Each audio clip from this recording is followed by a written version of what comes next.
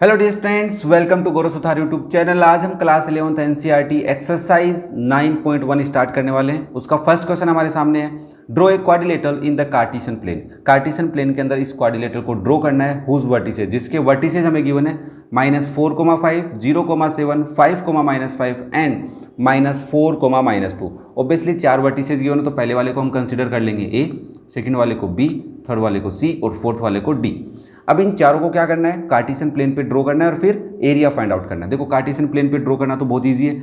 -4,5 है तो -4 पहले एक्स एक्सिस पे, फिर +5 ऊपर की तरफ चलेंगे तो यहाँ से लगभग अगर अप्रोक्सीमेट देखो तो यहाँ पे मिलेगा। ये आपका पॉइंट क्या हो जाएगा, ए वर्टेक्स हो जाएगा। बी वर्टेक्स क्या है, 0,7, तो ऑब्वियसली वाई एक्सिस पे मिलेगा क्योंकि एक्स कोऑर्डिनेट क्या है इसका 0, तो 0,7 कहाँ है, ये रहा बी पॉइंट। सी वर्टेक्स क्या है 5,-5, तो पहले एक्स एक्सिस पे 5, वाई एक्सिस पे -5, नीचे की तरफ चलेंगे यहाँ से तो ये लगभग हमारे को यहाँ मिलने वाला है सी वर्टेक्स। डी वर्टेक्स क्या है आपका -4,-2, तो -4,-2 लगभग अप्रोक्सीमेट यहाँ मिलने वाला है, ये रहा आपका, ये आपको होगा डी वर्टेक्स। अब क्या करना है, इन चारों को ज्वाइन करना है। ज्वाइन करने पे क्या मिलेगा, हमें एक क्वाड्रिलेटरल मिलेगा। Now A B C D हमारे को क्या मिल गया, क्वाड्रिलेटरल मिल गया, इनको हमने ज्वाइन कर लिया। अब हमें इसका एरिया भी फाइंड आउट करना है, कह रहा है ऑल्सो फाइंड इट्स एरिया। देखो डायरेक्ट हमें किसी भी क्वाड्रिलेटरल्स के वर्टेक्स गिवन हो तो एरिया फाइंड आउट नहीं कर सकते, बट एक कॉन्सेप्ट है हमारे पास कि अगर हम इस क्वाड्रिलेटरल की डायगोनल्स को ज्वाइन करते हैं तो दो सेपरेट ट्राइंगल बनेंगे, सेपरेट ट्राइंगल्स का सेपरेट एरिया निकालेंगे और उन दोनों एरियाज को क्या कर देंगे बच्चा, प्लस कर देंगे। तो अब दिक्कत आती है कौन से डायगोनल को ज्वाइन करें, तो आप चाहो तो ए सी को ज्वाइन कर सकते हैं, बी डी को। ए सी को मैं ज्वाइन करके देख रहा हूँ, ये मैंने AC को क्या कर लिया, ज्वाइन। तो आपको दो ट्राइंगल दिख रहे होंगे, एक तो ये ऊपर वाला ट्राइंगल है और एक ये नीचे वाला ट्राइंगल है। तो अगर मैं देखूं तो मुझे एरिया ऑफ ABCD कैलकुलेट करना हो क्वाड्रिलेटरल का, तो मैं क्या बोल सकता हूँ, it is the sum of area of ABC का एरिया निकालो प्लस कर दो किसके साथ, एरिया ऑफ ADC। ऑब्वियसली तुम नाम आगे पीछे कर सकते हो, BAC बोल सकते हो, CBA बोल सकते हो, कोई दिक्कत नहीं होने वाली है। ओके देखो सबसे पहले अगर हम ABC का एरिया फाइंड आउट करने हैं तो हमें ये 3 वर्टेक्स लेने पड़ेंगे। तो A वर्टेक्स के कोऑर्डिनेट क्या है -4,5, बी वर्टेक्स के कोऑर्डिनेट क्या है 0,7 और सी वर्टेक्स के कोऑर्डिनेट क्या है बच्चा 5,-5। देखो एरिया फाइंड आउट करने का फॉर्मूला क्या होता है, एरिया ऑफ ABC अगर मुझे फाइंड आउट करना तो फॉर्मूला क्या बनेगा, ½ × modulus x1 y2 - y3 plus x2 y3 - y1 plus x3 y1 - y2। Obviously याद हो गया होगा। देखो इनको कंसीडर कर लेते हैं x1 y1, इन वर्टेक्स को x2 y2 और इस वर्टेक्स के कोऑर्डिनेट को x3 y3। तो वैल्यू पुट करनी है, तो आप वैल्यू पुट करेंगे तो क्या होगा, ½ मॉडुलस x1 की वैल्यू -4, y2 की वैल्यू क्या है 7 है, y3 की वैल्यू -5 है और यहाँ पे पहले से एक माइनस है तो ये कितना हो जाएगा +5 प्लस x2 की वैल्यू 0 × y3 -5 है और y1 +5 है तो वो -5 लिख देंगे यहाँ पे क्योंकि माइनस साइन पहले से है, प्लस x3 कितना है आपका 5 × y1 कितना है 5 माइनस y2 कितना है 7, तो 5 - 7 हो जाएगा मॉडुलस साइन। देखो हम इसको थोड़ा सिंप्लीफाई करते हैं, -4 यहीं रहेगा, ब्रैकेट सोल्व कर लेते हैं, 7 + 5 कितना हो जाएगा 12 प्लस, देखो ये तो कंप्लीट 0 होने वाला है तो इसको तो लिखने की जरूरत नहीं है, ये क्या हो जाएगा 5 × -2। ओके तो नाउ इट इज़ ½ मॉडुलस, -4 को 12 से मल्टीप्लाई करोगे तो कितना आएगा -48 और ये हो जाएगा -10। 5 × -2 कितना होता है -10। अगर हम इन दोनों को प्लस करते हैं क्योंकि दोनों सेम साइन के तो कितना आएंगे -58 आएगा। और देखो मॉडुलस है, क्या है बच्चा मॉडुलस, तो मॉडुलस की वजह से -58 क्या हो जाएगा +58, तो आप इसको लिखोगे 58/2 और 58 में 2 का डिवाइड करेंगे तो कितना आएगा 2 × 4 बचा 1 तो 9, 29 square unit. Area of ABC कितना आ गया है तुम्हारा 29 स्क्वायर यूनिट। अब हमें किसका एरिया फाइंड आउट करना है, ADC। तो देखो नेक्स्ट में ADC का एरिया फाइंड आउट करना है तो A वर्टेक्स क्या लेंगे -4,5 और D वर्टेक्स क्या हो जाएगा -4,-2 और C वर्टेक्स किसको लिया हमने 5,-5 को। ना देखो area of ADC find out करना है तो फॉर्मूला वापस लिख देते हैं, that is ½ × x1 × y2 - y3 plus x2 × y3 - y1 plus x3 × y1 - y2। Now consider करो भाई, देखो दूसरे कलर से लिखता हूँ, इसको मैं x1 y1 ले लेता हूँ, इसको x2 y2, इसको x3 y3। अब वैल्यू पुट कर लेते हैं, तो वैल्यू पुट करेंगे तो क्या होगा, देखो ½ × x1 की वैल्यू क्या है -4 ही है, y2 कितना है y2 -2 है और y3 -5 है तो +5 हो जाएगा, प्लस x2 कितना है -4 × y3 कितना है -5, y1 है -5 हो जाएगा, प्लस x3 कितना है आपका 5, y1 5 है, माइनस देखो y2 -2 है तो ये क्या हो जाएगा +2। ओके ना, थोड़ा सिंप्लीफाई करते हैं, -4 ये हो जाएगा +3 plus -4 into -10 plus 5 into 7। Okay ना, -4 इंटू 3 -12, -4 इंटू 10 +40, 5 इंटू 7 35। ओके अब देखो बच्चा -12 और 35 को सोल्व कर लेते हैं, 40 को सेम रखते हैं, तो हाफ इंटू 40 प्लस इसको माइनस करेंगे तो 23 आएगा ना। हाँ 35 में से 12 माइनस करोगे कितना आएगा 23 प्लस 40 63, तो ये हो जाएगा 63/2 स्क्वायर यूनिट। देखो हमने दोनों ट्राइंगल्स का एरिया फाइंड आउट कर लिया, तो अब हमें क्या करना है, एरिया ऑफ ABCD लिखना है, या फिर बोल सकते हैं area of required quadrilateral. That is first वाले का एरिया हमारा क्या आया था 29 आया है, और सेकंड वाले का 63/2 आया, तो दोनों को प्लस कर लेते हैं, 29 प्लस 63/2। ऑब्वियसली एलसीएम लेके सोल्व करेंगे तो एलसीएम आएगा 2, 29 को मल्टीप्लाई करो 58 आने वाला है वापस से, प्लस 63, 58 को प्लस कर लो 63 में तो कितना आएगा 121/2। चाहो तो डेसिमल में लिख दो, अदरवाइज यहाँ तक लिखेंगे तब भी कोई दिक्कत नहीं है। That is the area of required quadrilateral, जिसके वर्टेक्स क्या हैं 1 2 3 4, ये 4 वर्टेक्स हमें जिसके गिवन है। इजी लगा होगा ऑब्वियसली। देखो एरिया फाइंड आउट करना था, वर्टेक्स हमें गिवन थे, हमने कोऑर्डिनेट वाला कॉन्सेप्ट लगाया, ट्राइंगल का एरिया फाइंड आउट किया, बस ये समझना था कि क्वाड्रिलेटर का एरिया ट्राइंगल्स की हेल्प से कैसे निकालते हैं। क्लियर है, तो ये था आपका क्वेश्चन नंबर 1। नेक्स्ट देखो question number 2, the base of an equilateral triangle with side 2a lies along the y axis such that the mid point of the base is at the origin. देखो बहुत सारी बातें इस एक line में छुपी हुई है। क्या छुपी हुई है, देखो आपको एक इक्विलेटरल ट्राइंगल बोल रहा है, तो मैंने कहा देखो समझने के लिए हम बोल सकते हैं ये हमारा एक इक्विलेटरल ट्राइंगल है, ओके, जिसकी साइड क्या गिवन है हमारे को 2a, तो ऑब्वियसली ये वाली साइड भी 2a होगी, ये वाली साइड भी 2a होगी, और नीचे वाली बेस बोल सकते हैं जिसको हम, वो भी क्या होगा 2a। फिर उसने कहा है the base of an equilateral triangle side 2a lies on the y axis, मतलब अगर हम इसको बेस बोल देते हैं तो ये बेस किस पे है, y एक्सिस पे है। The mid point of the base, अगर इस बेस का मिड पॉइंट देखो तो मान लेता हूँ यहाँ पे होगा लगभग, तो ये जो मिड पॉइंट है ये कहाँ पे, ओरिजिन पे है। तो इसका मतलब अगर मैं यहाँ पे एक बेस बना दूँ ऐसे करके, ध्यान से देखना, तो इस बेस की कंडीशन क्या रहेगी कि अगर इस पूरे लाइन का नाम ए बी रख देता हूँ तो ओ मिड पॉइंट है इसका, ओरिजिन क्या है इसका, मिड पॉइंट है। तो अगर ये कंप्लीट 2a की लाइन है, देखो कंप्लीट लाइन कितने की थी बच्चा, 2a की थी ना, तो आप इस ऊपर वाले को a बोल सकते हो, नीचे वाले को भी क्या बोल सकते हो, a यूनिट। लेंथ कितनी है इनकी, a यूनिट है। ओके अब जो ये वाला वर्टेक्स बचा भाई, 2 वर्टेक्स आ गए ना, मान लेता हूँ ये a था और ये b था, तो c वर्टेक्स कहाँ होगा, तो c वर्टेक्स या तो इस x एक्सिस पे होगा, इधर पॉजिटिव x एक्सिस पे, या फिर नेगेटिव x एक्सिस पे हो सकता है। 2 कंडीशन है, या तो इधर होगा, कितनी डिस्टेंस पे होगा, 2a डिस्टेंस पे, तो ये डिस्टेंस 2a और ये भी कितनी है 2a, या फिर पॉजिटिव x एक्सिस की तरफ होगा, तभी वो क्या बना सकता है, इक्विलेटरल ट्राइंगल बना सकता है। ठीक है ना, तो ये हो गया C पॉइंट मान लेता हूँ, और इसको मैं बोल देता हूँ C डैश। तो ये लेंथ 2a है, हमें क्या कह रहा है वो, find vertices of the triangle.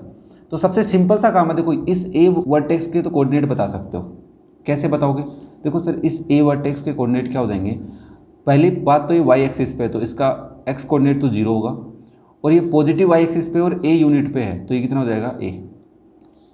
Similarly b point जो है इसका वर्टेक्स क्या होगा, नेगेटिव y एक्सिस पे है तो 0 तो रहेगा x कोऑर्डिनेट, और नेगेटिव है और a यूनिट नीचे है तो -a हो जाएगा। भाई 2 यूनिट नीचे होता तो -2 बोलते हैं ना उसको, हाँ, तो पॉजिटिव मत लिख देना। अब क्या करना है, अब हमारे को फोकस करना है इस c वर्टेक्स पे, या तो वो c हो सकता है या फिर वो c डैश, तो मतलब 2 पॉसिबिलिटीज़ हैं। तो हम ये c और c डैश कैसे पता करेंगे, भाई देखो मुझे अगर ये लेंथ पता चल जाए, मान लो ये जो लेंथ है OC वो किसके इक्वल है, OC डैश के इक्वल है, इतनी बात तो क्लियर है क्या। तो सबसे पहले आप बोलोगे इन सॉल्यूशन, सबसे पहले क्या बोलोगे कि sir O origin is mid point of base AB, base AB of an equilateral triangle. क्या इतनी बात क्लियर है, AB लिया मैंने, तुम BC ले लो, कुछ भी ले लो, ठीक है। तो वर्टेक्स A की अगर मैं बात करूँ तो इसके कोऑर्डिनेट क्या हो जाएंगे, वो हो जाएंगे 0,a, एंड वर्टेक्स B की अगर मैं बात करूँ बच्चा तो उसके कोऑर्डिनेट क्या हो जाएंगे तुम्हारे 0,-a। नाउ अब यहाँ पे एक चीज़ नोटिस करो, हमें बात पता है कि जो x एक्सिस और y एक्सिस होती हैं वो ओरिजिन पे 90 डिग्री पे एक दूसरे को कट करती हैं, इंटरसेक्ट करती हैं, तो इसका मतलब ये 90 डिग्री। तो यहाँ पे AOC अगर मैं देखूँ तो एक राइट एंगल ट्राइंगल बन रहा है। AOC क्या है? राइट एंगल ट्राइंगल, जिसमें A और 2A दो लेंथ हमें पता है, मतलब हाइपोटेन्यूज पता है, और इसको तुम एक बार के लिए परपेंडिकुलर कंसीडर कर लो तो AO भी तुम्हें पता है। तो अगर मैं बात करूँ इन ट्राइंगल AOC, तो ये मेरा ट्राइंगल रफली यहाँ पे बना लेते हैं अपन। ये हमारा AOC ट्राइंगल है। A यहाँ पे है, O यहाँ पे है और C यहाँ पे है, ये 90 डिग्री है। ये जो लेंथ है OC मुझे नहीं पता, बट OA लेंथ है A यूनिट और AC लेंथ है 2A यूनिट। तो क्या मैं इससे OC की लेंथ निकाल सकता हूँ? किसके फॉर्म में? A और 2A की फॉर्म में निकाल सकता हूँ ना। हाँ, तो मैं कहूँगा बाय पाइथागोरस थ्योरम, क्योंकि पाइथागोरस थ्योरम ही है। पाइथागोरस थ्योरम ही है जो तुम्हें क्या कर सकती है, दो साइड पता हो तो थर्ड साइड बता सकती है। तो बाय पाइथागोरस थ्योरम आप पहले तो बताओगे कि हाइपोटेन्यूज स्क्वायर किसके इक्वल होता है? Base square plus perpendicular square के अकॉर्डिंग। हाइपोटेन्यूज हम यहाँ पे कंसीडर कर रहे हैं AC को, बेस कंसीडर कर रहे हैं OC को, और परपेंडिकुलर कंसीडर कर रहे हैं AO को स्क्वायर। नाउ वैल्यू पुट करो। AC की वैल्यू क्या है आपकी? 2A, तो 2A स्क्वायर हो जाएगी। OC कितना है पता नहीं हमें। AO कितना है बच्चा? A, तो A स्क्वायर। देखो ये 2A का स्क्वायर 4A स्क्वायर हो जाएगा, OC स्क्वायर ही रहेगा, प्लस ये A स्क्वायर हो जाएगा। अगर तुम्हें OC स्क्वायर की वैल्यू चाहिए तो A स्क्वायर इधर आके माइनस होगा, तो ये क्या हो जाएगा? 4A square minus A square. तो OC स्क्वायर की वैल्यू आ गई 3A स्क्वायर। तो अगर आप OC की वैल्यू पता करोगे तो क्या होगी? अंडर रूट में 3A स्क्वायर, और जिसको अगर हम थोड़ा सा सोल्व करें तो अंडर रूट 3A हो जाएगी। A बाहर आ जाएगा, अंडर रूट 3 अंदर रह जाएगा। तो OC आ गया, मतलब ये वाली लेंथ है अंडर रूट 3A। तो इधर वाली लेंथ कितनी हो जाएगी? Minus under root 3A। Now अब मुझे बताओ इस पॉइंट के कोऑर्डिनेट क्या हो जाएंगे? C पॉइंट के। तुम्हें पता है कि ओरिजिन से अंडर रूट 3A डिस्टेंस पे है, तो पहली बात x एक्सिस पे है तो ये अंडर रूट 3A रहेगा, y एक्सिस के कोऑर्डिनेट 0 रहेंगे। सिमिलरली अगर मैं इसका कोऑर्डिनेट वर्टेक्स पूछूं इस पॉइंट के, तो आप क्या कहोगे? Minus under root 3A, 0। तो अब तुम्हें तीनों मिल गए। देखो एक तो होगा 0, A, दूसरा होगा 0, -A, और जो थर्ड वन है वो दो पॉसिबिलिटी है, या तो प्लस का हो सकता है या फिर माइनस का। तो क्या तुम्हारे को बात समझ में आ रही है? ये सो नो बोलो। हाँ, तो तुम्हारे कोऑर्डिनेट्स होंगे वो कौन से होंगे? वर्टेक्स के। देखो वर्टिसेस पूछे ना इसने, ऑफ ट्राइंगल, तो इस इक्विलेटरल ट्राइंगल के वर्टेक्स कौन से हो जाएंगे? या तो आप बोलोगे plus minus under root 3A, 0 होगा, या फिर एक दूसरा होगा 0, A, और थर्ड वन क्या होगा? 0, -A होगा, क्योंकि x कोऑर्डिनेट तो 0 रहेगा ना ऑब्वियसली। क्लियर है क्या सबको? तो ये था आपका क्वेश्चन नंबर 2, जिसके अंदर हमारे को एक इक्विलेटरल ट्राइंगल गिवन था और उसका बेस बताया हुआ था। बेस की एक कंडीशन गिवन थी और उसके बेसिस पे हमने इसके तीनों वर्टेक्स पता कर दिए हैं कार्टेशियन प्लेन के ऊपर। ठीक है, नेक्स्ट देखो क्वेश्चन नंबर 3, बहुत ही मजेदार क्वेश्चन है, कॉन्सेप्ट छुपे में बस। Find the distance between P point and Q point. P के कोऑर्डिनेट है x1 y1 और Q पॉइंट के कोऑर्डिनेट है x2 y2। पहली कंडीशन है कि PQ पैरेलल है y एक्सिस के, PQ is parallel to the y axis. और सेकंड कंडीशन है अगर PQ क्या हो? पैरेलल हो x एक्सिस के। बहुत ही मजेदार क्वेश्चन है, ध्यान से समझना। देखो मैं तुम्हें ये कहूँ कि बच्चा आपका जो P पॉइंट है और Q पॉइंट है ये कहाँ पे भी हो सकते हैं, ठीक है, बट कंडीशन के अकॉर्डिंग। मान लो ये तुम्हारी एक्सिस है, ये तुम्हारी क्या है? y एक्सिस है, और ये तुम्हारी x एक्सिस है। उसने मुझे फर्स्ट कंडीशन में क्या कहा है कि PQ पैरेलल है y एक्सिस के। तो y एक्सिस के पैरेलल होने का मतलब या तो पॉजिटिव x एक्सिस की तरफ पैरेलल हो सकती है लाइन, ये P हो सकता है, ये Q हो सकता है, या फिर वो इधर हो सकती है। दो कंडीशन है, ठीक है, कोई दिक्कत नहीं है। नाउ लिसन, क्या चेंज होने वाला है वो समझो। यहाँ पे इसके कोऑर्डिनेट है x1, y1 और इसके कोऑर्डिनेट है x2, y2। सिमिलरली यहाँ पे भी x1, y1 लिख देता हूँ मैं, और यहाँ पे भी क्या है? x2, y2। अब जो मेन बात है वो समझो ध्यान से। मैं तुम्हें ये कह रहा हूँ कि बच्चा इस पॉइंट से होके जा रहा है तो इधर वाले सारी लेंथ मान लेता हूँ -3 से जा रही है, एज्यूम करता हूँ, तो ऊपर भी -3 रहा होगा और नीचे भी क्या रहा होगा? -3। और यहाँ पे मान लो 4 से जा रहा है तो ऊपर भी क्या रहा होगा? x कोऑर्डिनेट 4, और नीचे भी x कोऑर्डिनेट क्या रहा होगा? 4। कहने का मतलब है अगर कोई लाइन x एक्सिस पे किसी भी पॉइंट से जा रही हो ना, y एक्सिस के पैरेलल है, तो इसका मतलब ये होता है कि उसके x कोऑर्डिनेट्स क्या रहने वाले हैं? इक्वल रहने वाले हैं सारे पॉइंट्स। जितने भी पॉइंट्स उस लाइन पे होंगे ना, उस लाइन पे जो लाइन क्या है? y एक्सिस के पैरेलल है, उसके x कोऑर्डिनेट्स क्या होंगे? सेम रहने वाले हैं। क्या ये बात समझ में आ रही है? तो इसके बेसिस पे हम यहाँ पे एक बात बोल देते हैं, सॉल्यूशन ऑफ फर्स्ट में बात करते हैं अपन कि PQ is parallel to the y axis. ये हमें कह रहा है, इसका बेसिक मतलब ये निकाला हमने कि P और Q में जो x1 है वो इक्वल है x2 की। p का x कोऑर्डिनेट और q का x कोऑर्डिनेट क्या होगा, इक्वल होंगे। तो इसके बेसिस पे मुझे अगर PQ फाइंड आउट करनी, तो इसका फॉर्मूला क्या होता है भाई, डिस्टेंस बिटवीन टू पॉइंट्स क्या होता है, x कोऑर्डिनेट्स का डिफरेंस का स्क्वायर प्लस y कोऑर्डिनेट्स के डिफरेंस का स्क्वायर, यही होता होगा। ओके, बट मुझे पता है x1 किसके इक्वल है, x2 के इक्वल है, तो मैं इस x2 की जगह x1 रख देता हूँ। तो मैं यहाँ पे लिखूँगा x1 माइनस x1 का square plus y2 minus y1 का स्क्वायर, और x1 माइनस x1 जीरो हो गया, जीरो का स्क्वायर जीरो होता है, तो इसके बस ओनली स्क्वायर रूट में क्या बचा तुम्हारे पास, y2 माइनस y1 स्क्वायर। और भाई यहाँ से तुम लिख सकते हो it is y2 minus y1 only, क्योंकि स्क्वायर से स्क्वायर रूट हट गया, तो ये यूनिट आ जाएगा। कुछ लेंथ होती है तो लेंथ यूनिट में होती है, तो आंसर क्या आया, y2 माइनस y1। तो तुम्हें यहाँ पे याद क्या रखना है, समझना क्या है कि अगर y एक्सिस के पैरेलल कोई लाइन है, उस लाइन पे जो भी पॉइंट होगा उस पॉइंट के x कोऑर्डिनेट क्या रहने वाले हैं, हमेशा सेम रहने वाले हैं। ओके, नाउ नेक्स्ट पार्ट देखो, second part, PQ is parallel to the x axis. Again मैं आपके लिए एक्सिस बनाता हूँ, ये आपकी y एक्सिस है बच्चा, और ये आपकी x एक्सिस है। तो अगर कोई लाइन x एक्सिस के पैरेलल है, तो या तो वो पॉजिटिव y एक्सिस की तरफ होगी या फिर नेगेटिव y एक्सिस की तरफ होगी। ये सुनो, तो यहाँ पे कोई पॉइंट है P और Q, यहाँ पे भी एक पॉइंट है P और Q। ये P और Q किधर भी हो सकते हैं, मतलब मैं ये नहीं कह रहा कि फर्स्ट क्वाड्रेंट में, सेकंड में, थर्ड में, फोर्थ में, कहीं पे भी हो सकते हैं। मतलब ये जो P और Q है, मे भी दोनों फर्स्ट क्वाड्रेंट में हो, मे भी दोनों सेकंड क्वाड्रेंट में हो, मे भी P और Q सेकंड में हो, एक फर्स्ट में हो, ऐसा भी हो सकता है।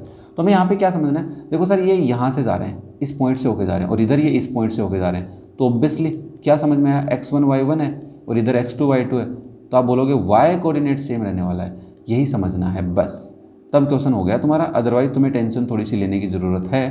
तो इस कंडीशन में हम क्या बोलेंगे, y coordinates are same if PQ is parallel to x axis, parallel to the x axis, then we can say कि y कोऑर्डिनेट्स आर सेम, मतलब y1 किसके इक्वल होने वाला है, y2 के।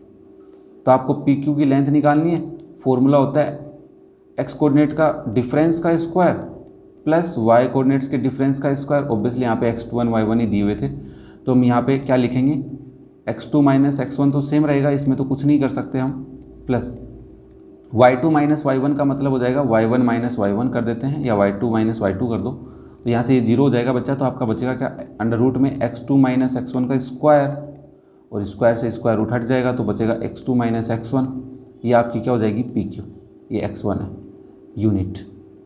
अब तुम सोच रहे होंगे सर ऐसा कैसे हो सकता है, पॉसिबल है क्या, मैंने कहा पॉसिबल है ना। मान लो एक पॉइंट है, P पॉइंट है, मैं ले लेता हूँ 2,3, और Q पॉइंट ले लेता हूँ मैं 3,3। तो तुम खुद देखो, ये तुम्हारी x एक्सिस है, ये y एक्सिस है, 1 2 3 4, और इधर भी ले लेते हैं 1 2 3 4, ठीक है, ये y एक्सिस है, वही इतना तो पता होगा, वो x एक्सिस और y एक्सिस।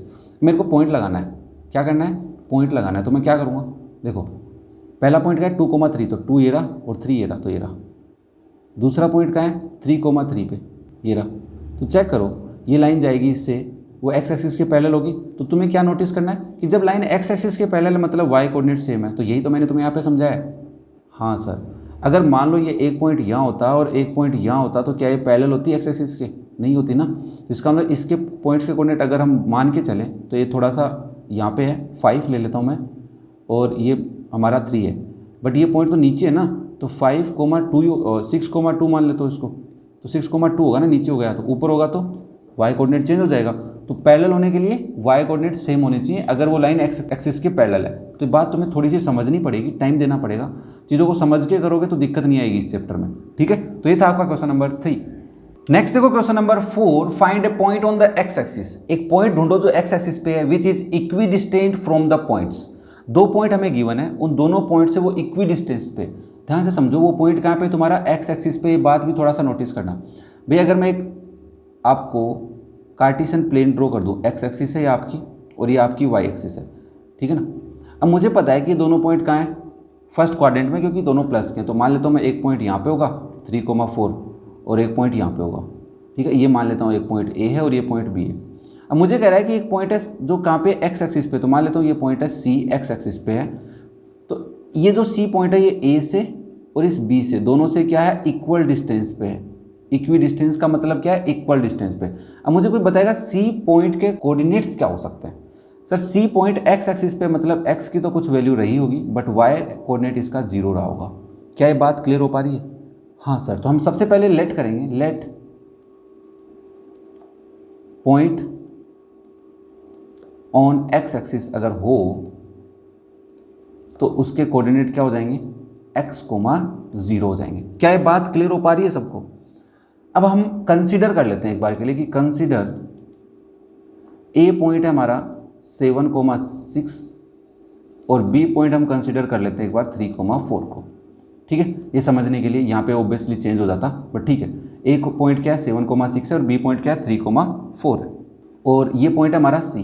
ठीक है ना, तो अकॉर्डिंग टू क्वेश्चन मुझे एक बात पता चली है कि ए से लेकर सी तक की डिस्टेंस किसके इक्वल है, बी से लेकर सी तक की डिस्टेंस के इक्वल है।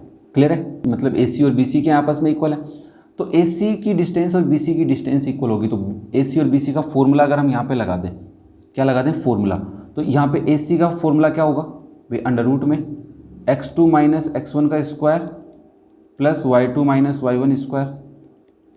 यस सुनो, हाँ सर, किसके इक्वल होगा भाई, या तो तुम सेपरेट कैलकुलेट करो या फिर हम डायरेक्ट करें।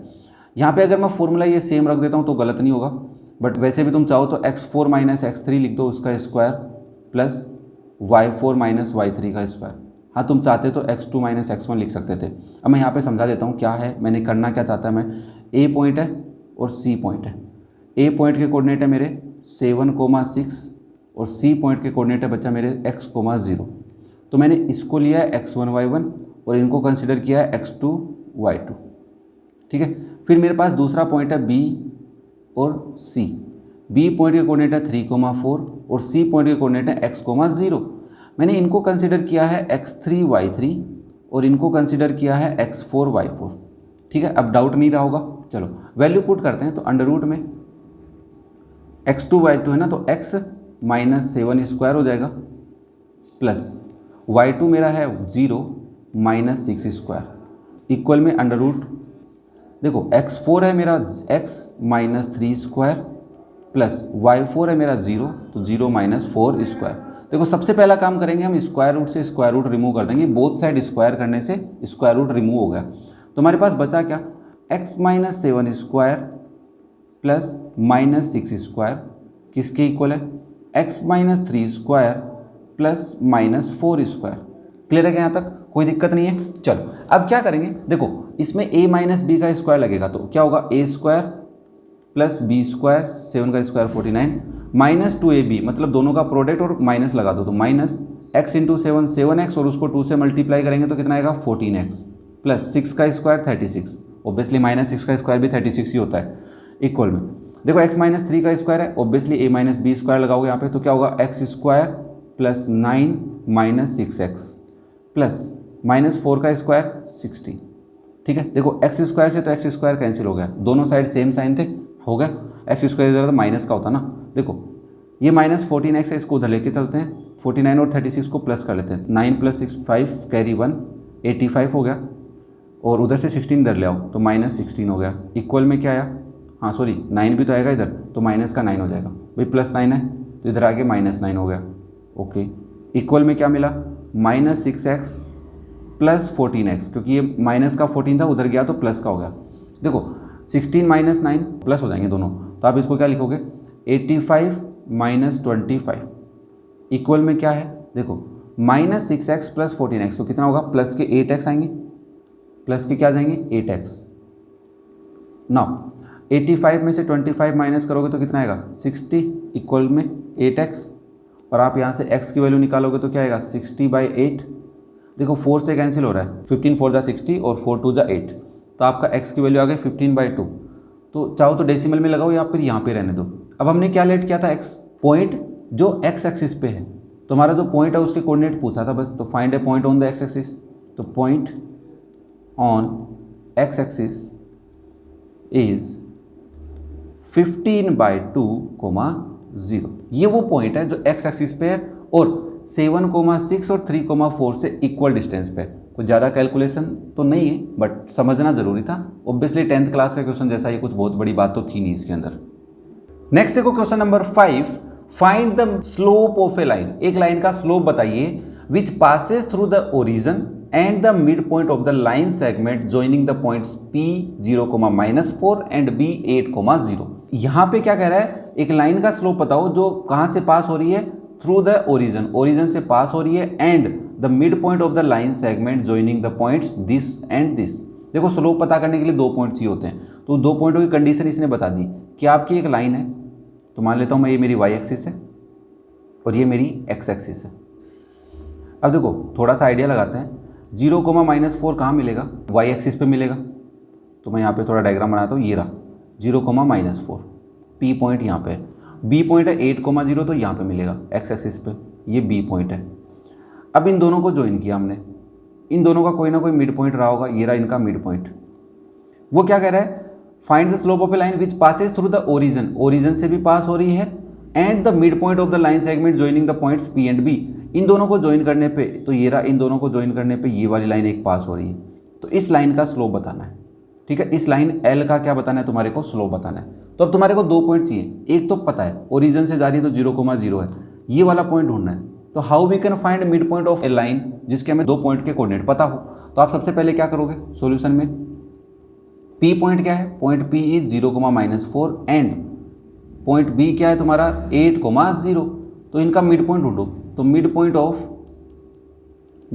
ऑफ पी बी कैसे ढूंढते हैं, दैट इज एक्स कोऑर्डिनेट कैसे आएगा, दोनों पॉइंट्स के एक्स कोऑर्डिनेट का सम डिवाइड बाय 2 और वाई कोऑर्डिनेट्स का सम डिवाइड बाय 2, ऐसे ढूंढते हैं। ठीक है, तो यहाँ पे क्या हो जाएगा, x1 कौन है, ये x1 y1 है दोनों, और ये x2 y2 है। मैं दूसरे कलर से लिख देता हूँ, ये आपका x1 y1 है और ये बच्चा आपके x2 y2। तो आप यहाँ पे लिखोगे 0 + 8/2, -4 + 0/2, तो यहाँ से आया 4/2, -4/2, तो ये आ गया 2, -2। ठीक है, तो इस पॉइंट के कोऑर्डिनेट क्या आ गए, 2, -2। अब तुम्हारे को स्लोप ढूंढना है, क्या ढूंढना है, स्लोप। तो स्लोप का फॉर्मूला क्या होता है, that is m is y2 - y1 divide by x2 - x1। अब y2 - y1 और x2 - x1 कौन से हैं, यहाँ पे गलती हो सकती है तुमसे। तो पॉइंट्स कौन से हैं, पॉइंट्स हमारे पास हैं, पॉइंट्स आर 0,0 एंड 2, -2, इन 2 पॉइंटों से जा रही है। तो ये हमारे x1 y1 है और ये हमारे क्या है बच्चा x2 y2। क्लियर है सबको, इस पॉइंट, इन दोनों पॉइंट से जाने वाली लाइन का स्लोप लिखना है अपने को। तो y2 - y1, तो -2 - 0 डिवाइड बाय x2 2 - 0, तो आपके पास है -2/2 दैट इज -1।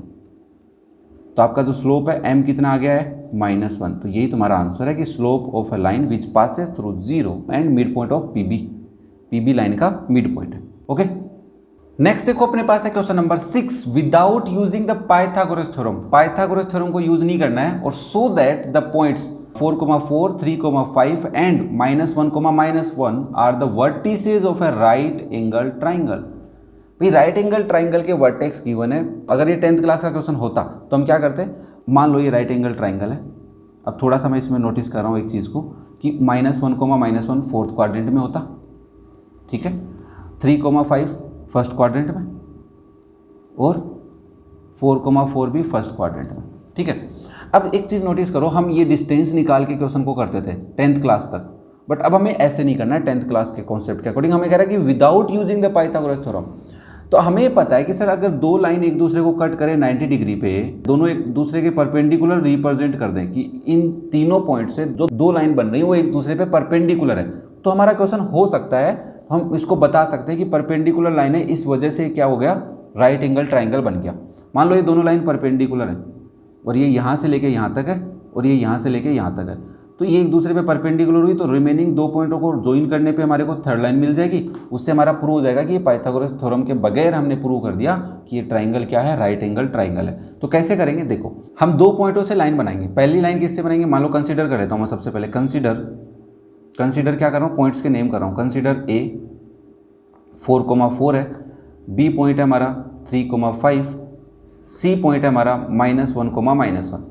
तो एक लाइन हो गई ए बी, दूसरी लाइन हो गई बी सी, तीसरी लाइन हो गई ए सी। ठीक है ना, तो स्लोप निकालते हैं हम, ठीक है ना, slope of line A B, जिसको मैं रिप्रेजेंट कर देता हूँ m1 से, क्योंकि ज़्यादा स्लोप होने वाले हैं। तो स्लोप का फॉर्मूला होता है y2 - y1 divide by x2 - x1। अब अगर मैं ए बी की बात करूं तो ए पॉइंट है मेरा बच्चा 4,4 और बी पॉइंट है मेरा 3,5, तो ये मेरे x1 y1 है और ये मेरे क्या हैं x2 y2। कैलकुलेशन भी साथ में आराम से समझा रहा हूँ, ठीक है ना। तो मैं यहाँ पे लिखता हूँ, देखो y2 माइनस y1 तो मतलब 5 minus 4 divide by 3 minus 4, 5 minus 4 is 1 divide by -1, तो यहाँ से मेरा आंसर आ गया -1। तो मेरे को m1 कितना मिला है -1। एक चीज़ तो मैंने ये नोटिस कर ली। Okay, now slope of line BC का भी निकालते हैं, जिसको हम m2 से रिप्रेजेंट करते हैं। तो अगेन फॉर्मूला तो ये होगा कि y2 minus y1 divide by x2 minus x1। तो अगर मैं B और C पॉइंट की बात करूँ तो B पॉइंट है मेरा 3,5 और C पॉइंट है मेरा -1,-1। तो ये मेरे एक बार के लिए x1 y1 है और ये मेरे क्या है x2 y2 है। तो अब मैं वैल्यू पुट कर देता हूँ। तो देखो y2 minus y1 -1 -5 divide by x2 -1 x3 -3, x1 क्या है -3 है, तो ये हो जाएगा -6 बाय -4, माइनस से माइनस कैंसिल, 2 से कैंसिल कर लो, 3/2। तो आपका जो m2 है वो कितना आ गया 3/2। देखो दो लाइन अगर परपेंडिकुलर है तो उनके स्लोप का प्रोडक्ट क्या होना चाहिए -1 होना चाहिए। तो यहाँ पे तो अभी तक तो नहीं आया, बट हम स्लोप ऑफ थर्ड लाइन निकालते हैं। तो स्लोप ऑफ लाइन AC, आप चाहो तो AC लिखो CA लिखो, एक ही बात है, ठीक है ना। तो AC जिसको हम m3 से रिप्रेजेंट करेंगे, फॉर्मूला सेम रहेगा अपना y2 minus y1 divide by x2 minus x1, ठीक है। अब मैं यहाँ पे एक बार इनको इरेज करके यहाँ पे लिख देता हूँ तुम्हारे लिए पॉइंट कौन सा AC लेना है मेरे को। तो AC पॉइंट क्या होगा, देखो A पॉइंट है आपका 4,4 और जो C पॉइंट है वो क्या है -1,-1। तो ये मेरे x1 y1 है और ये मेरे क्या है बच्चा x2 y2। तो मैं यहाँ पे वैल्यू पुट कर रहा हूँ, ध्यान से देखना। y2 माइनस y1 तो y2 है -1 -4 डिवाइड बाय -1 -4, तो हो गए -5 बाय -5 दैट इज़ 1। तो मेरे जो m3 वो कितना आ गया 1। तो मुझे यहाँ से पता चला कि m1 इंटू m3 अगर मैं करता हूँ, m1 इंटू m3 अगर मैं करता हूँ तो -1 इंटू 1 दैट इज़ -1। तो product of two slopes is negative. इसका मतलब m1 और m3 लाइन्स आपस में क्या है, परपेंडिकुलर लाइन है। क्या है बच्चा, परपेंडिकुलर लाइन्स है। क्या बात थोड़ी सी समझ में आ रही है, क्लियर हो पा रहा है। अगर m2 इंटू m3 हो जाता तब भी कोई दिक्कत नहीं है। तो हमने यहाँ पे कहा कि since m1 into m3 is -1, product of slopes of two lines is -1, then both the lines are perpendicular lines। ये बात हमने पढ़ी है कि दो लाइंस का स्लोप अगर -1 होता है तो वो परपेंडिकुलर लाइंस होती हैं। तो इसका मतलब है कि जो हमारी AB लाइन है एंड AC लाइन है आर परपेंडिकुलर लाइंस। और एक ट्राइंगल में दो लाइन परपेंडिकुलर होने का मतलब वो दोनों कितने डिग्री का एंगल बना रही हैं, 90 डिग्री का। तो हम लिखेंगे सो 4,4 3,5 and -1,-1 are the vertices of a right angled triangle। क्या बात क्लियर हुई बच्चा सबको। देखो ये एक बहुत ही मज़ेदार कॉन्सेप्ट का क्वेश्चन था कि हम कैसे बिना पाइथागोरस थ्योरम के प्रूव कर सकते हैं कि 3 वर्टेक्स हमें गिवन है और वो राइट एंगल ट्राइंगल के। क्लियर हुआ। तो ये था आपका क्वेश्चन नंबर 6। नेक्स्ट देखो question number 7, find the slope of the line which makes an angle of 30 degree with the positive direction of y axis measure anticlockwise. देखो यहाँ पे एक बात हमें बता देता हूँ मैं तुम्हारे को कि अगर आपकी y एक्सिस है और आपकी x एक्सिस है, जब भी हमें कोई लाइन का मेजरमेंट देगा, एंगल देगा किसी भी एक्सिस के साथ, तो हम एंटी क्लॉकवाइज डायरेक्शन में लेंगे, है ना, जब तक वो कह नहीं देता कि वो एंटी क्लॉकवाइज नहीं है, ठीक है ना। अब देखो हमें कह रहा है कि find the slope of the line which makes an angle of 30 degree with the positive direction of y axis. एक लाइन जा रही है, मान लो मैं ये लाइन भेज रहा हूँ, ये एक लाइन है, ये लाइन ऐसी लाइन है जो क्या कर रही है, ये हमारी पॉजिटिव y एक्सिस है और ये x एक्सिस है। तो पॉजिटिव y एक्सिस के साथ कितनी डिग्री का एंगल बना रही है, 30 डिग्री का एंगल बना रही है। क्लियर हुआ। हमें इस लाइन का स्लोप बताना है। देखो हम स्लोप तभी बता सकते हैं जब हमें एंगल पता हो, किसके साथ, ऑब्वियसली एक्स एक्सिस के साथ पता हो। तो अब मेरे को कोई बच्चा कहेगा सर ये एंगल डायरेक्ट आप लिख दो 90 + 30। मैंने कहा ठीक है, बट कुछ बच्चों को ये बात समझ में नहीं आएगी क्यों ये 90 + 30 हुआ। तो इसके लिए मुझे डायग्राम दोबारा बनाना है और यहाँ पे समझाता हूँ। देखो बहुत ही मज़ेदार क्वेश्चन है, छोटा सा क्वेश्चन है। ये आपकी लाइन है, अब मे भी ये लाइन ओरिजिन से जा भी सकती है और नहीं भी जा सकती, मुझे नहीं पता जाएगी कि नहीं जाएगी, ठीक है ना, ये बात भी क्लियर नहीं है। बट हमें इतना पता है कि वाई एक्सिस के साथ 30 डिग्री एंगल बना रही है और मुझे एंगल चाहिए ये वाला कंप्लीट। तो मैं यहाँ पे क्या करता हूँ, एक लाइन ड्रॉ करता हूँ जो किसके पैरेलल हो, वाई एक्सिस के पैरेलल हो। ये जो लाइन है आपकी ये किसके पैरेलल है बच्चा, वाई एक्सिस के पैरेलल है, ठीक है ना। मान लेता हूँ मैं कह रहा हूँ ए बी है और जो सी पॉइंट से जा रही है, तो ए बी मेरी क्या है, पैरेलल है वाई एक्सिस के। क्या इतनी बात क्लियर है, कर सकता हूँ, कोई दिक्कत नहीं है, कंस्ट्रक्शन तो कर ही सकते हैं ना, ठीक है। तो मुझे पता चला कि ये मेरी ट्रांसवर्सल हो गई। मान लेता हूँ ये जो पी क्यू लाइन जो हमें बता रही है, P Q line make an angle 30 degree with positive Y axis in anticlockwise. तो ये जो पी क्यू लाइन है ये ट्रांसवर्सल हो जाएगी, उसकी वजह से मैं ये जो एंगल है ये 30 बोल सकता हूँ। कितना बोल सकता हूँ, 30 डिग्री। और मुझे पता है ये 90 डिग्री है, इसकी वजह से ये भी कितना होगा, 90 डिग्री। तो ये एंगल 90 है। तो हमें पता चल गया inclination of line with positive x axis, ये सुनो। तो आपको पता चल गया सो इंक्लिनेशन ऑफ लाइन, जिसको हम थीटा बोलते हैं, with positive x axis is 90 + 30 that is 120 degree. क्या ये बात क्लियर हुई? कैसे आया सर थीटा 120 डिग्री? अगर थीटा पता है तो हम क्वेश्चन को जल्दी से कर सकते हैं। तो हमारे को स्लोप पता करना है, तो स्लोप का फॉर्मूला क्या होता है, स्लोप m = tan थीटा। और थीटा तुम्हें पता है कितना है, 120 डिग्री। Theta is 120 degree. अब मुझे 120 डिग्री की वैल्यू नहीं पता, तो अब कुछ बच्चे तो इसको ऐसे लिख सकते हैं tan 60 + 60 और फिर इसमें a + b का फॉर्मूला लगा रहे हैं, tan a + tan b / 1 - tan a tan b। वैसा नहीं करना, हम इसको ऐसे कर लेते हैं ना, कार्टेशियन प्लेन के अकॉर्डिंग या कोऑर्डिनेट सिस्टम के अकॉर्डिंग 90 + 30 लिख सकता हूँ। ऑब्वियसली तुम इसको 180 - 60 भी लिख सकते हो। अब मुझे पता है कि 90 + 30 मतलब मैं सेकंड क्वाड्रेंट की बात कर रहा हूँ। सेकंड क्वाड्रेंट में साइन और कोसेक दो पॉजिटिव होते हैं, बाकी सारे नेगेटिव होते हैं, तो हो जाएगा माइनस। वाई एक्सिस के अकॉर्डिंग हम बात कर रहे हैं तो tan चेंज हो जाएगा कोट में, ये आ जाएगा कोट 30 डिग्री। तो आप यहाँ पे लिख सकते हो सिंस tan 90 डिग्री + थीटा क्या होता है, माइनस कोट थीटा होता है, उस वजह से, ठीक है। तो माइनस कोट थीटा की वैल्यू, कोट 30 डिग्री की वैल्यू √3 होती है, तो -√3। तो इसका जो स्लोप है वो कितना हो गया, -√3। यहाँ पे तुम अगेन लगा सकते हो सिंस कोट 30 डिग्री कितना होता है, √3 होता है, इस रीजन से। तो उम्मीद कर रहा हूँ क्वेश्चन समझ में आया होगा। सबसे बड़ा मेन कॉन्सेप्ट तो यहाँ छुपा हुआ है कि ये 90 कैसे है। ऑब्वियसली आप बोल सकते हो कि A B parallel Y axis है और P Q is a transversal, तो दिस वन एंगल पी, अब यहाँ पे नाम लेने पड़ेंगे ना अपने को। मान लो यहाँ पे पॉइंट ले लो डी, तो angle P D Y = angle P C A corresponding angle है, और ये एंगल कितना है, 90 डिग्री है, क्योंकि ये पैरेलल है। तो उस हिसाब से हम लिखना चाहो तो लिख सकते हो, अदरवाइज तुम डायरेक्टली डायग्राम बना के भी बता सकते हो कि inclination of line with positive x axis. Obviously inclination of line से ही काम चल सकता था, बट मैंने तुम्हें समझाने के लिए पॉजिटिव एक्स एक्सिस लिखा है यहाँ पे। क्लियर है सबको? तो ये था आपका क्वेश्चन नंबर 7। नेक्स्ट देखो question number 8, without using distance formula so that points -2, -1, 4, 0, 3, 3 and -3, 2 are the vertices of a parallelogram. बड़ा ही प्यारा क्वेश्चन है। ऑब्वियसली स्लोप के अकॉर्डिंग ये क्वेश्चन हम करने वाले हैं। देखो आपके पास एक पैरेललोग्राम हो तो पैरेललोग्राम की प्रॉपर्टी क्या होती है पहले तो पता होनी चाहिए। देखो अगर मान लो ये ए है, ये बी है, ये सी है और ये आपका डी है, तो अगर तुम्हें बताना हो कि ये पैरेललोग्राम है तो पहली बात तुम both pair of opposite sides क्या बता दो उसको, parallel, then it is a parallelogram. अगर तुम ये बोल दो कि both pairs of opposite sides are equal, then also it is a parallelogram, है ना।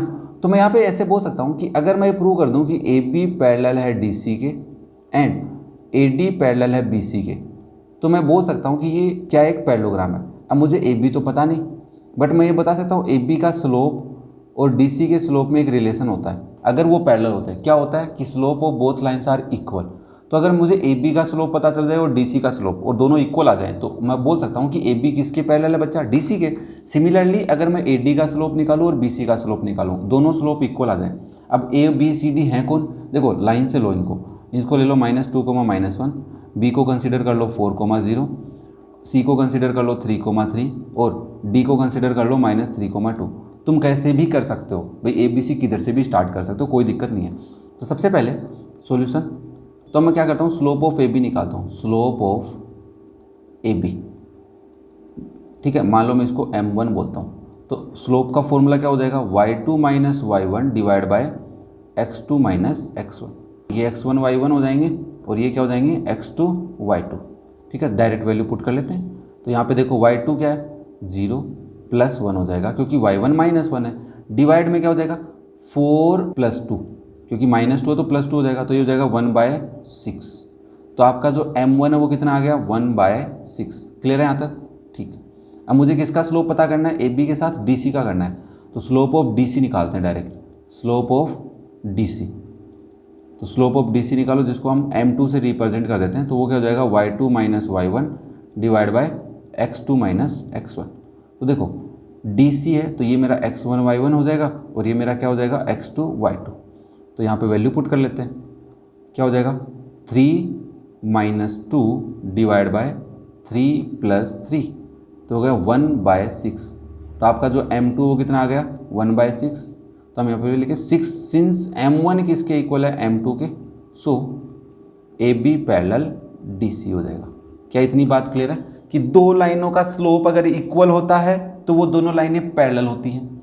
अब देखो क्या करना है, अब हमें ए बी और डी सी कर लिया, तो ए डी और बी सी का क्या करना होगा, स्लोप कैलकुलेट करना होगा। तो हम यहाँ पे लिखते हैं स्लोप ऑफ बी सी, जिसको हम m3 बोल देते हैं। तो देखो ये आपका b है और ये आपका c है। तो मान लो मैं यहाँ पे लिखता हूँ b क्या है तुम्हारा 4, 0 और c क्या है तुम्हारा 3, 3। ये बस तुम्हारी प्रैक्टिस के लिए ना, ये हमारा एक बार के लिए x1 y1 है और ये हमारा क्या है, x2 y2। वैल्यू पुट कर दो बच्चा, यहाँ पे फॉर्मूला लिख देता हूँ, y2 - y1 divide by x2 - x1।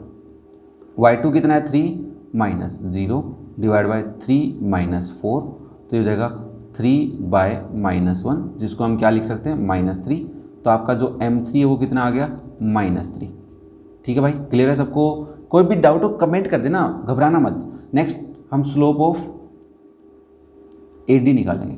देख लो भाई, देख लो, कंफ्यूज मत हो। ये रहा AD, इसका स्लोप इसके इक्वल करना है। तो slope of AD that is may be m4 ले लेते हैं इसको। तो फॉर्मूला लिख देता हूँ, y2 - y1 divide by x2 - x1। अब मुझे AD चाहिए, तो A मेरा कौन है, A मेरा है -2, -1 और D कौन है, -3, 2। लास्ट वाला पॉइंट D है अपना। ये हमारे x1 y1 है और ये हमारे क्या है, x2 y2। तो वैल्यू पुट कर दो। तो वैल्यू पुट करोगे तो क्या लिखोगे, y2 तो 2 - 1 तो मैट इज +1 डिवाइड बाय -3 + 2। तो आंसर आया 3/-1 दैट इज -3। तो आप यहाँ से लिख सकते हैं m4 कितना आ गया, -3। तो हमें यहाँ पे पता चल गया sir, since m3 is equal to m4, तो हम लिखेंगे so a BC line is parallel to AD line. तो इन लास्ट आप लिख सकते हैं ABCD इज ए पैरेललोग्राम, अब तुम चाहो तो रीजन भी लिख सकते हो, क्यों है पैरेललोग्राम, क्योंकि both pair of opposite sides, मैं लिख देता हूँ यहाँ पे, both pairs of opposite sides are parallel, जो हमने प्रूव कर दिया है, आर पैरेलल।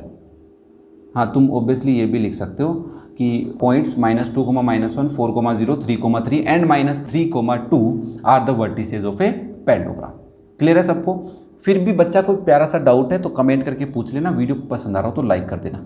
ओके, नेक्स्ट देखो question number 9, find the angle between the x axis and the line joining the points 3, -1 and 4, -2। क्या कहना चाह रहा है इस बात से, देखो आपकी एक लाइन है जो एक कार्टेशियन प्लेन है, इसमें एक लाइन है, कहाँ से जा रही है वो 3, -1 एंड 4, -2। तो ऑब्वियसली दोनों पॉइंट नीचे ही है कहीं पे, 4, -2 लगभग यहाँ मिलेगा। तो इन दोनों से एक लाइन जा रही है, तो मान लेता हूँ मैं ये वो जो लाइन जा रही है, ठीक है। इस लाइन का एंगल बताना है किसके साथ, एक्स एक्सिस के साथ। तो ऑब्वियसली मैंने तुम्हें पहले ही बताया था कि जब भी हमें से एंगल पूछेगा तो हम एंटी क्लॉकवाइज डायरेक्शन में पॉजिटिव एक्स एक्सिस के साथ बता रहे हैं, एंटी क्लॉकवाइज डायरेक्शन में। तो ये जो एंगल है थीटा, ये पूछ रहा है। अब थीटा कैसे निकालेंगे, देखो सर ये इस पॉइंट से और इस पॉइंट से जा रहा है। मैंने कहा ओके, ये पॉइंट है 3,-1 और 3,-1 थोड़ा अच्छे से लिख देता हूँ, कोई दिक्कत नहीं है। 3,-1 और ये जो पॉइंट है ये हमारा है 4,-2। तो ये जो थीटा निकालना है तो मैं यहाँ से स्लोप निकाल लेता हूँ, इन दोनों पॉइंटों से क्या निकाल लेता हूँ, स्लोप निकाल लेता हूँ। और स्लोप किसके इक्वल होता है, tan थीटा के इक्वल होता है, और यही वो थीटा होता है। तो यहाँ से हम थीटा निकाल लेंगे। ठीक है, तो स्लोप कैसे निकालते हैं, तो सॉल्यूशन में आप सबसे लिखेंगे slope of line passing through, 2 point पता होते हैं तब स्लोप निकाल सकते हैं ना, 3,-1 एंड 4,-2। तो m की वैल्यू क्या होगी, y2 minus y1 divide by x2 minus x1।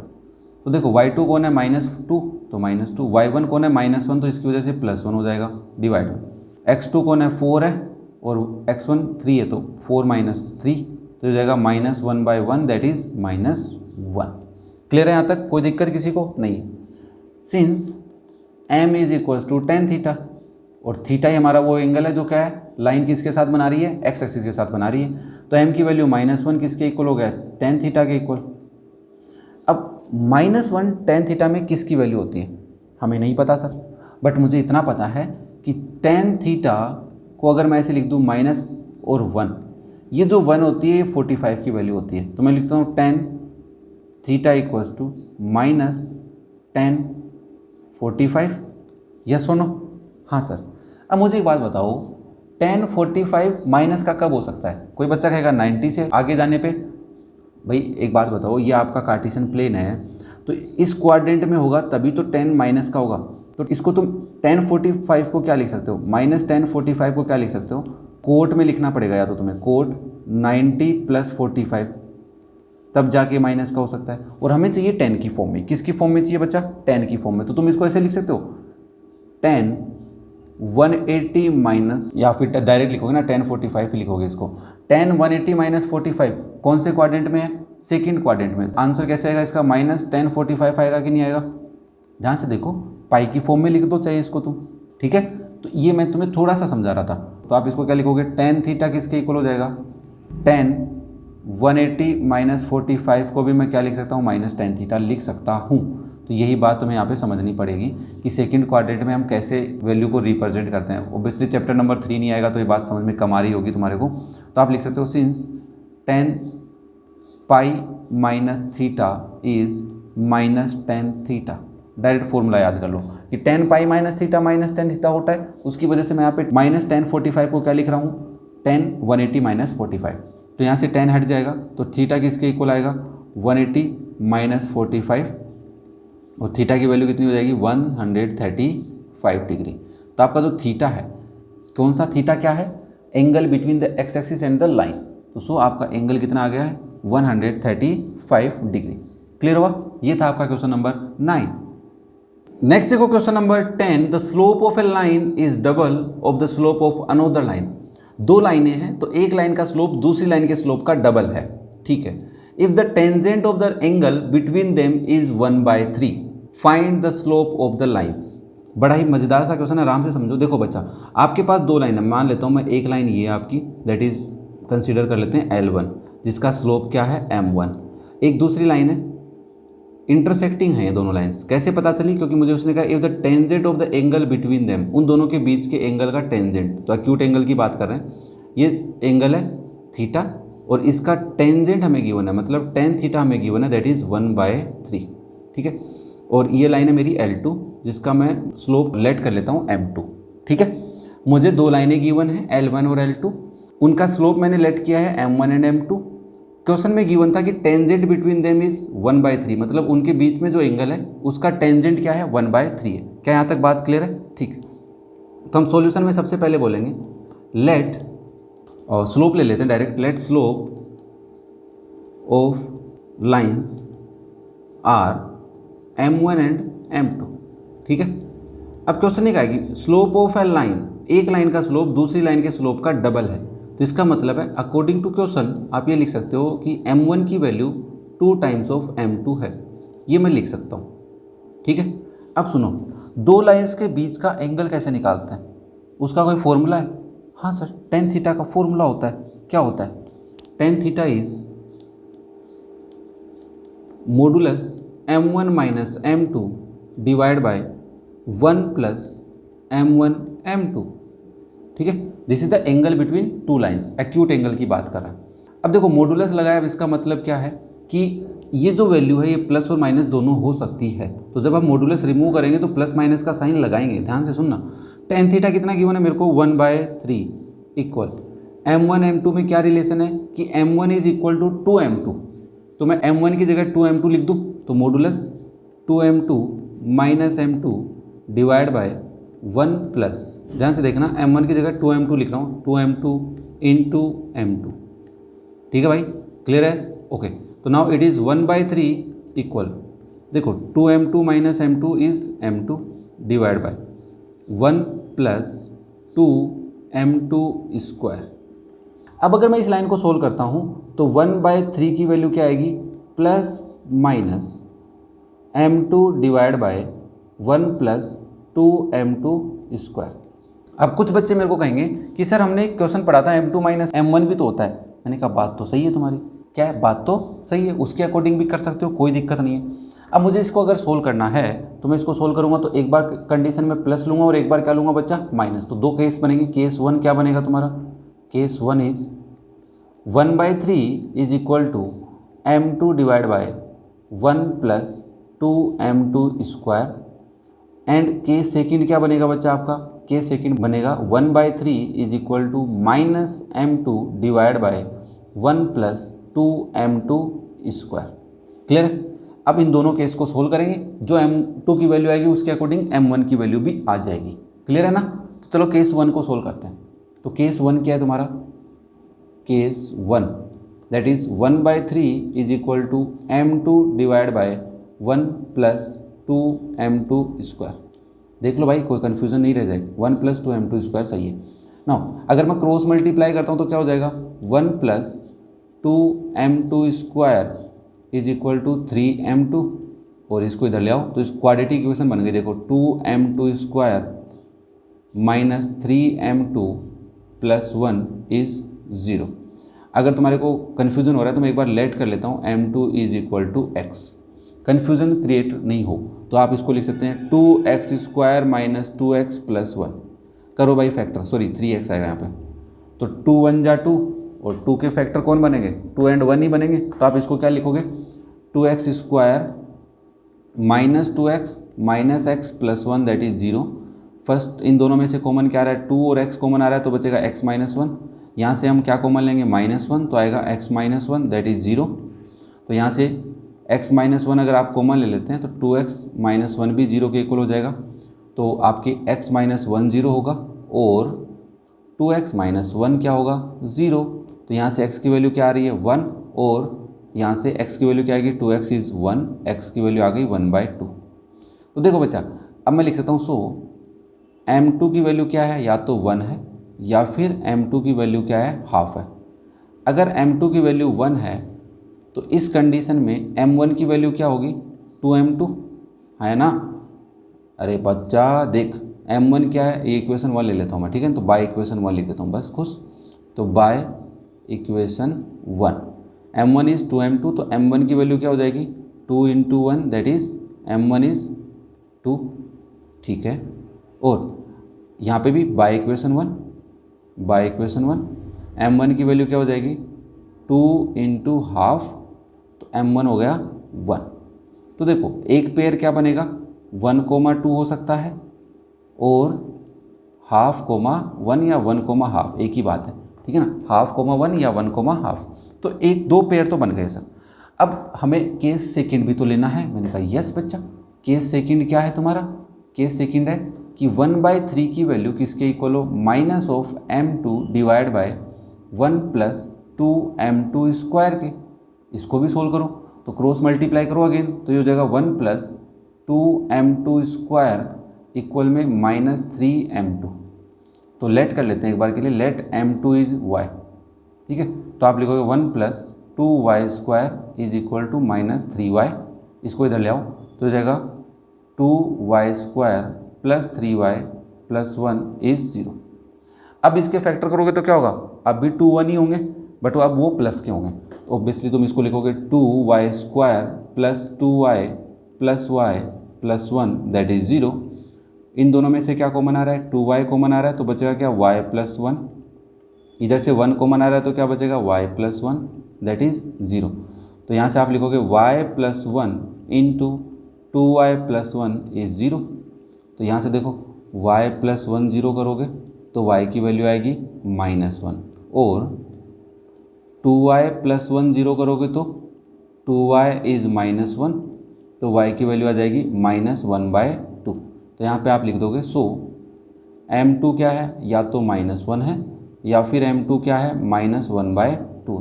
तो अगेन m2 की दो अलग वैल्यू आई हैं, देखो अलग वैल्यू आई हैं, मैं नहीं कह रहा सेम आई है। देखो यहाँ पे m2 1 और m2 हाफ था, प्लस का था, बट यहाँ पे m2 की वैल्यू -1 और -1/2 आई है।